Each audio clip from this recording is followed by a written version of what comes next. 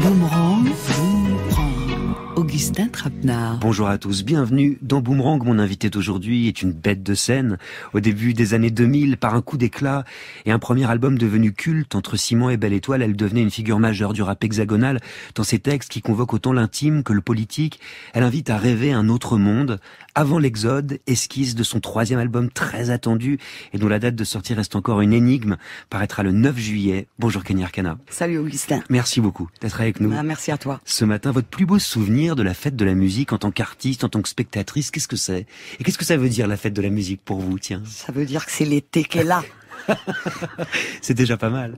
Ouais, non, moi les fêtes de la musique à Marseille quand j'étais plus jeune, c'était en plein milieu des fêtes de quartier, comme la fête du panier, etc. Et c'était mes fêtes préférées en fait. Donc c'était pas forcément la musique en soi, enfin cette fête-là, mais c'était tout ce mois de juin où s'enchaînaient toutes les fêtes de quartier qui malheureusement n'existent plus aujourd'hui. Oui, c'était la scène dehors en fait. C'est toujours Ouais. en l'occurrence ce jour-là la scène dehors. Pourquoi vous en faites des concerts vous? Qu'est-ce que ça vous apporte la scène? C'est un gros partage. C'est le public, c'est un chaman.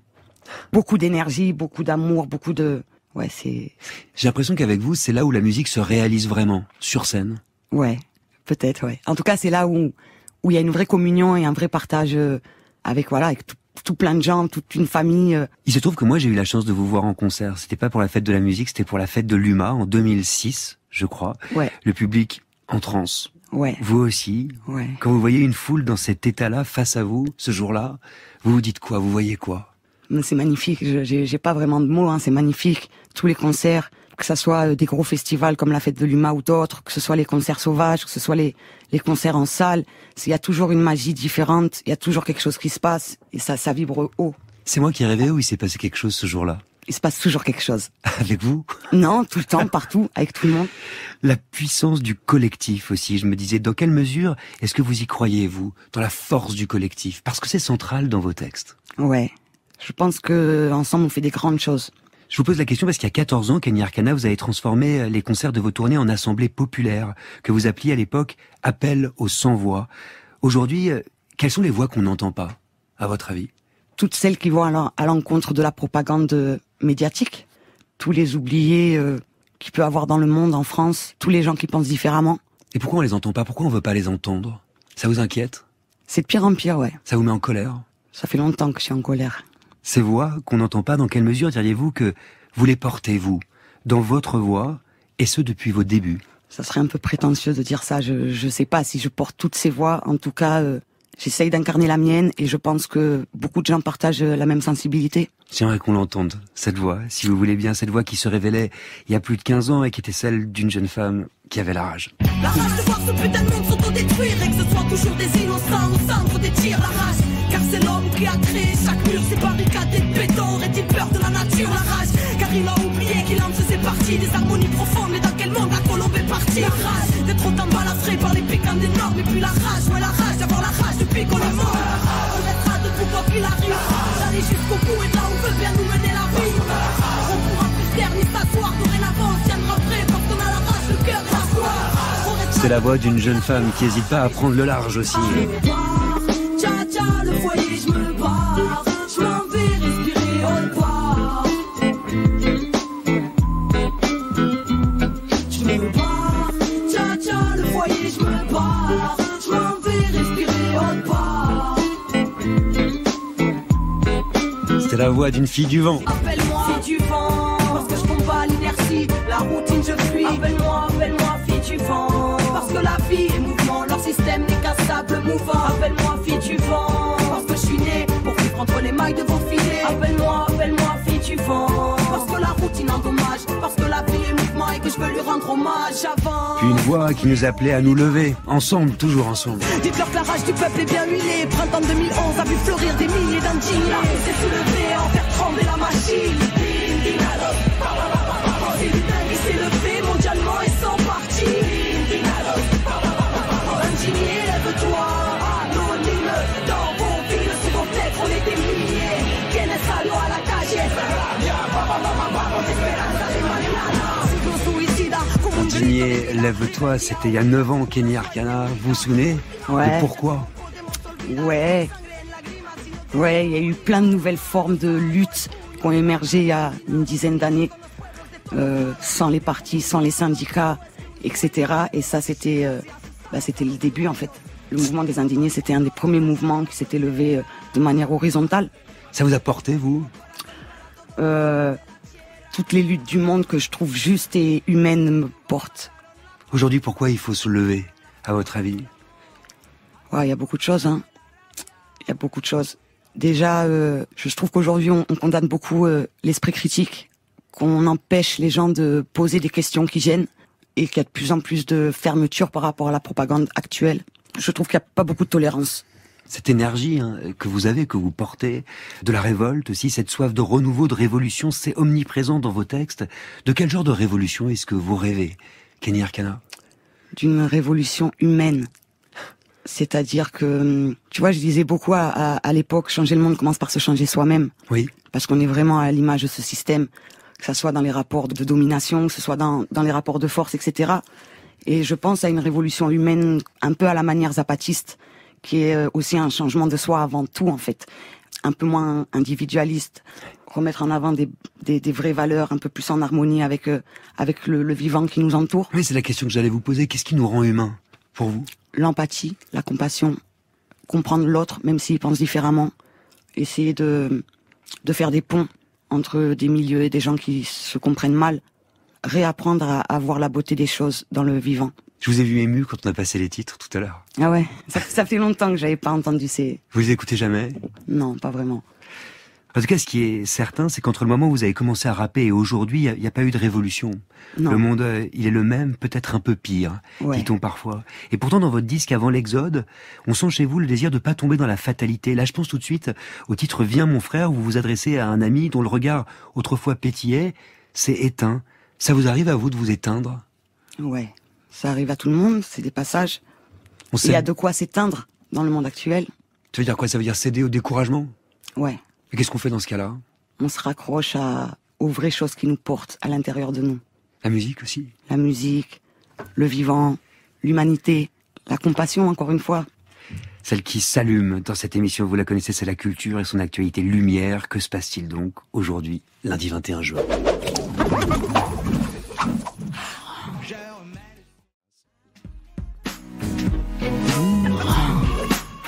La rappeuse Kenny Arcana, invitée de Boomerang ce matin pour célébrer la musique qui a joué un rôle fondateur dans votre vie, même salvateur. De quoi le rap vous a sauvé ? De ma propre vie. La rue et le rap a été salvateur pour moi, bizarrement. J'ai été brisée par les services sociaux et la rue m'a fait découvrir tout ça, le rap, l'écriture, l'échange avec les autres, le challenge.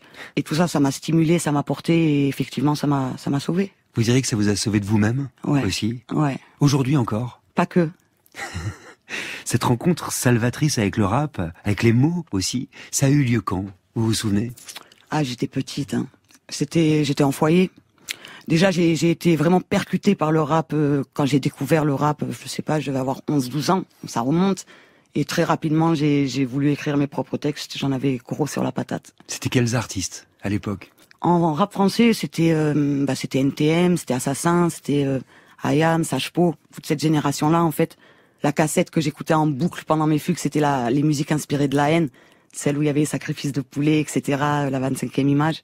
Voilà, cette génération-là, en tout cas en rap français. Et tout de suite, vous vous êtes mis à écrire, Kenny Arcana ? Ouais, à la base, il y avait beaucoup de textes provocateurs vis-à-vis des éducateurs et des foyers, etc., et du juge, des assistantes sociales et tout ce...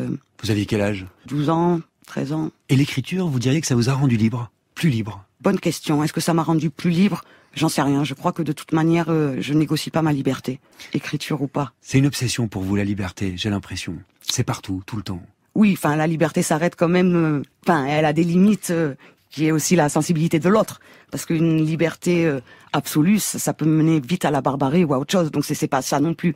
Mais incarner son élan de vie et se permettre de l'incarner. Son vrai élan de vie. Vous avez l'impression qu'on a essayé de le briser, cet élan de vie ? J'ai l'impression qu'on brise les élans de vie de tout le monde.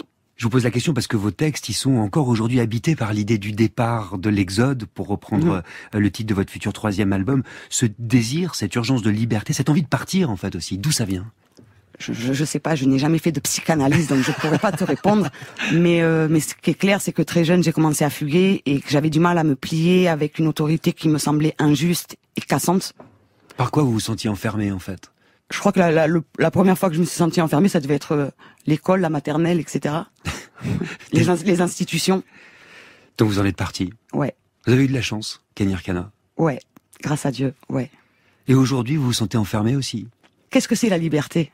Pour moi, la liberté, c'est de vraiment pouvoir être soi-même, incarner qui on est. On peut être enfermé physiquement et être libre dans sa tête. Et inversement, j'ai pas l'impression que les gens qui se croient libres aujourd'hui dehors le sont vraiment dans leur perception et dans ce qu'ils incarnent en fait. J'ai plus l'impression qu'ils se plient aux normes sociales, à la pression sociale, au regard des autres, plus que à vraiment se réaliser eux-mêmes. Oui, c'est intéressant. À l'heure où il est possible de suivre nos moindres déplacements avec un smartphone, à l'heure où les frontières se referment, à l'heure où tout est contrôlé, encadré, comment on fait justement pour rester libre, pour choisir d'être en dehors? On a toujours le choix. Au risque d'être en dehors d'un système, au risque de s'exclure en fait. Même avec un flingue sur la tempe, tu auras toujours le choix. C'est ça notre liberté aussi, de choisir. La question, elle se pose aussi pour l'artiste que vous êtes, je suppose, vous qui avez toujours éprouvé une certaine méfiance vis-à-vis de l'industrie du disque. Pour quelle raison? L'industrie du disque elle n'a pas les mêmes priorités que les artistes. Enfin, ça dépend de quel artiste. En tout cas, moi, ma priorité, c'était pas de me vendre pour vendre du disque. C'était vraiment de faire de la musique, pouvoir la partager. Et si ça touche des gens, c'est les gens eux-mêmes qui deviennent les vecteurs de cette musique-là et qui la propagent. Mais j'ai toujours refusé le matraquage médiatique ou radiophonique, etc. Parce que je fais les choses pour les faire et puis après le résultat, il m'appartient pas forcément. C'est votre première radio aujourd'hui? C'est ma première radio, tu te rends compte? 20 ans de carrière. 15 ans de carrière, mais 20 ans de rap. Ça nous touche, vous savez. C'est important pour nous. Cette industrie du disque, vous êtes confronté à elle, très jeune? Violemment. L'industrie du disque, c'est pas grand-chose par rapport à l'industrie des foyers, etc. et des placements sauvages. Donc très jeune, oui, je sais pas, je devais avoir 20 ans, 21 ans, quelque chose comme ça. Et vous avez dit non, tout simplement. Exactement. Quel regard est-ce que vous portez sur la manière dont elle a évolué, cette industrie du disque aujourd'hui? C'est vrai que ça a changé. Moi, je suis arrivée de toute manière à une époque où on disait que c'était la fin de l'industrie du disque, la crise. Il y avait les téléchargements, il y avait les maisons de disques qui se bouffaient entre elles. Je viens déjà d'une époque charnière, on va dire. Aujourd'hui, il y a le streaming, c'est encore un autre délire. Il faut être bien lissé pour avoir les algorithmes avec soi. Et vous vous y retrouvez quand même dans le streaming plus que dans... Moi, j'ai pas du tout les algorithmes avec moi. Pas du tout même. Aujourd'hui, quelle musique est-ce que c'est devenu le rap? Si tant est qu'on puisse parler de rap au singulier d'ailleurs, qu'est-ce qui a changé? La place du rap dans la société déjà. C'est vrai qu'à l'époque, c'était une musique entre guillemets, de connaisseurs. C'était un petit microcosme. Aujourd'hui, c'est devenu finalement la variété française. Et donc, du coup, on retrouve de tout à l'intérieur. Il y a beaucoup d'écoles de rap, il y a beaucoup de... des choses des plus mélodieuses aux plus hardcore. Et puis, tout le délire, entre guillemets, Zumba aussi, qui est pas vraiment du rap. Mais du coup, tout ça, c'est l'art urbain, la musique urbaine qui s'est développée sous plein de formes. Et finalement, aujourd'hui, chacun pourra trouver quelque chose qui lui convient. Et après, il y a toujours le même microcosme, on va dire, de rap un peu dur ou en tout cas un peu qui garde cet esprit d'avant. Après, les discours changent aussi, la société a changé. Mais ça vous réjouit, ça, qu'il reste quand même un petit peu de résistance? Moi, je suis pour que chacun il incarne son élan de vie, encore une fois. Oui. Donc, que chacun fasse ce qu'il a dans le cœur. Il y aurait rien de pire qu'une mauvaise posture, une fausse posture militante. Un artiste qui essaye de faire semblant, on lui en voudrait aussi. Donc finalement, que chacun soit lui-même et se réalise là-dedans. Pour vous qui pendant des années, Kenny Arcana avait fui les projecteurs, vous le racontez sur un titre qu'on va écouter ensemble, quel sens ça a de continuer à faire de la musique? Je sais pas faire autrement, j'en ai besoin. Je sais pas comment font les gens pour vivre sans faire des chansons. C'est vrai? Ouais. Parce que vous en avez toujours fait? Ouais. Très jeune déjà? Tout de suite? Ouais. J'ai jamais arrêté. Même quand je suis un peu en silence, entre guillemets, que je sors rien, etc., je produis tout le temps, j'écris tout le temps, je fais toujours des chansons, ouais. Mais ça veut dire qu'il y a des foules de chansons qu'on connaît pas et qu'on connaîtra jamais. Il y en a trop, je sais même plus comment m'en sortir. Là, j'ai énormément de morceaux inédits de toutes les époques, en fait. Je sais pas combien, des centaines, voire je sais pas. Vous allez en faire quoi? J'en sais rien. Ah, faut nous les confier. Ah bah vas-y, je te les donne si tu veux, si tu sais quoi en faire, Oh là je te les là, donne. Hein. Ça me ferait plaisir. On va continuer à parler de tout ça évidemment juste après un extrait de votre nouveau disque qui paraîtra donc le 9 juillet, prélude à ce 3e album, Exode. Le titre s'appelle Parole vraie, Projecteur. Vous êtes sur France Inter avec Kenny Arcana. Vous écoutez Boomerang, évidemment. La princesse est morte dans mon conte de fées. Injustice est poussée en réaction. Quand je regarde la vitre, je vois mon reflet. Mais surtout, je vois l'évasion. Enfant de la terre, pas de ton monde refait. Qui ne jure que par la délation. Enfant des bas-fonds, invité à ton râtelier. Je te répondrai par la négation. Désintégré avant même l'intégration. Fille de toutes les nations, respecte l'humain, peu importe son pédigré ou son appellation. Je pourrais pas citer toutes les aberrations, déconnecté du reste de la création. Mon rap cherche l'interaction, sensible à la noblesse des belles actions. Sensible aux paroles vraies, les mots qui viennent du cœur ne sont jamais désaccordés, même s'ils sont toujours réducteurs. Alors seul le geste est altruiste, accompli en silence car l'essentiel ne fait pas de bruit. Wow, wow, paraît que je suis fichée subversive, paraît que je suis sur la liste. Pourtant j'ai jamais craqué, raté, ni braqué de buraliste. Métisse toutes les tribus, je rallie à la sagesse qui fut jadis. Regarde le pays s'insurger comme si la France entière était devenue zadiste. Comme table les médias nous salissent, oui. Et les élites détruisent le monde en direct de l'asphyxie, où on s'est gazé jusqu'à l'épuisement. L'urgence est palpable, alors ça se bagarre, y'a plus d'éthique, non. Camarades discernent librement qui te parle vrai et qui te ment.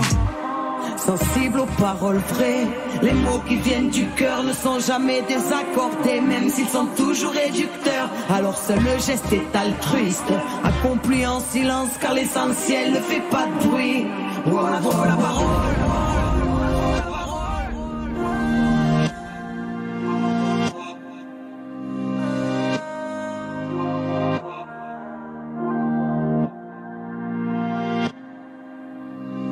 Et rapper, je ferai mon deuil à tous ceux qui ont compris mon œuvre. C'est votre amour qui a fait mon bonheur, mais on ne peut guérir là où on meurt. Que me pardonnent ceux qui m'en veulent, que me comprennent ceux qui m'aiment. Oui, solitaire comme l'air, mythe, je me régénère qu'à l'air libre, entre le vide et le vertige. D'un monde pernicieux, trop brut pour le vernis. Je n'écoute pas les humains merliches, respecte car je persiste. M'en fais pas si j'ai l'air triste. Enfant des étoiles, trouve-moi dans ma zone, j'ai fui le prestige. Ils comprennent pas que j'ai fui les projecteurs. Ils comprennent pas que j'ai fui les projecteurs. Ils comprennent pas que j'ai fui les projecteurs. Ils comprennent pas que j'ai fui les projecteurs. Et rapper, je ferai mon deuil à tous ceux qui ont compris mon œuvre. C'est votre amour qui a fait mon bonheur, et je crois bien que ça a guéri mon cœur. Que me pardonnent ceux qui m'en veulent, que me comprennent ceux qui m'aiment. Oui, entre éphémère et éternité, 1000 fois je suis mort dans la même vie. J'accomplis ma destinée, affronte ce que je peux pas esquiver. À la base on voulait juste respirer, prison à ciel ouvert et le monde reste qu'il est. Il un petit canard qu'on a sous-estimé deviendra signe aux plumes d'or. Le cœur sous la pluie, introspection, chaque fois que je mate la lune dehors. Oh, oh, oh. Ils comprennent pas que j'ai fui les projecteurs. Qu'à la gloire, moi j'ai préféré rester au secteur. Ils comprennent pas que j'ai fui les projecteurs. Ils comprennent pas que j'ai fui les projecteurs.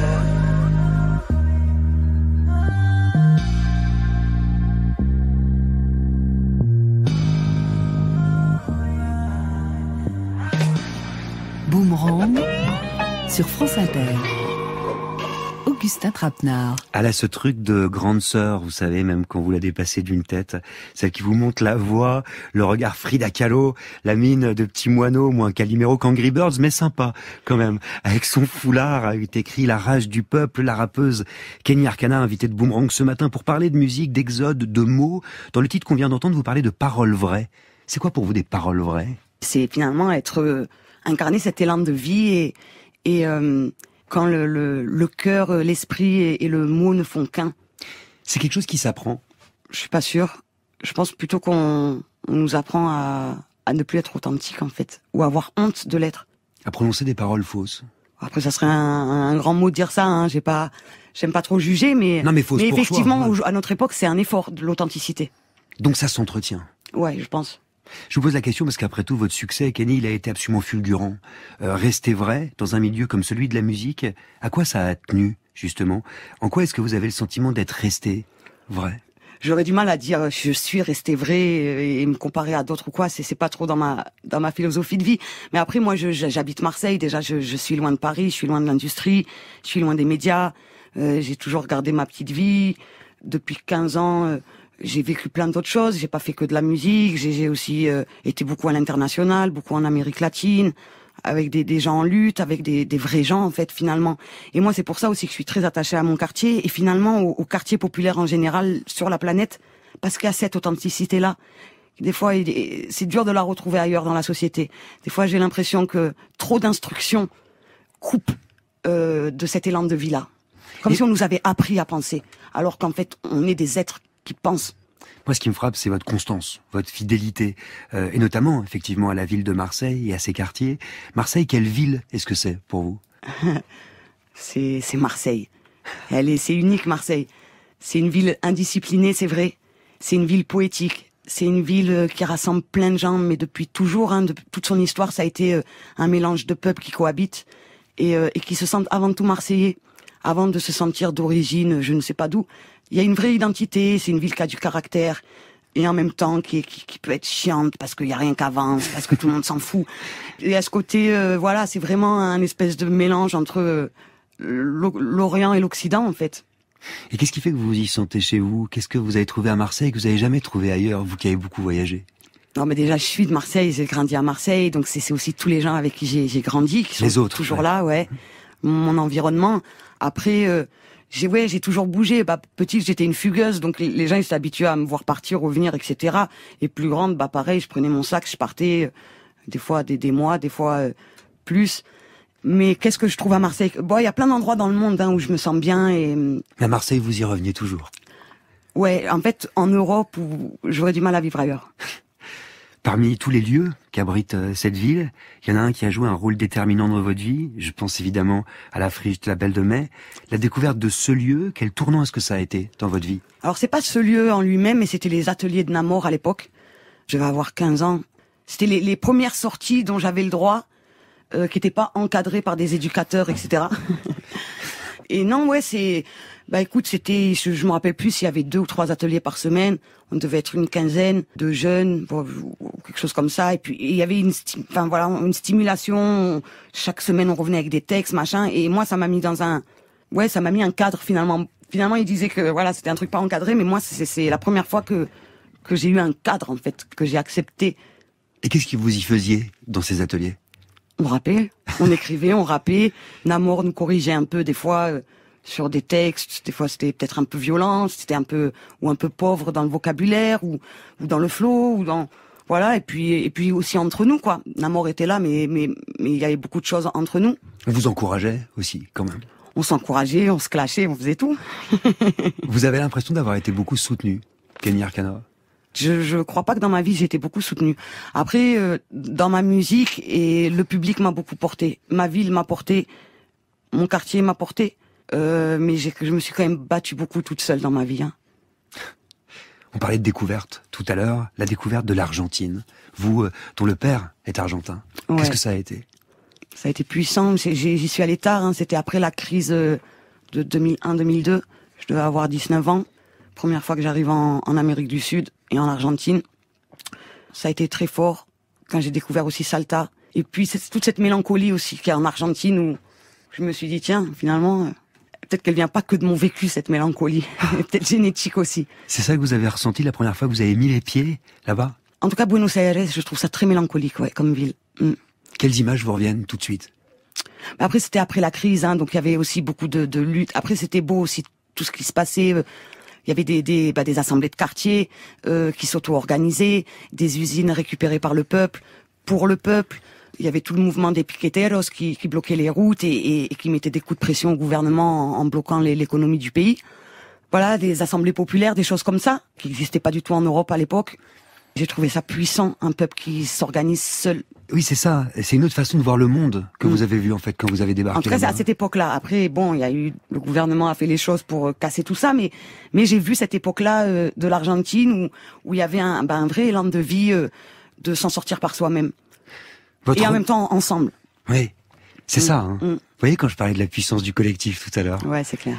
Votre regard, Kenny Arcana, dans l'univers du rap, il est quand même d'autant plus singulier qu'il est celui d'une femme. Dans un milieu, on le constate, hein, même dans cette émission, très masculin.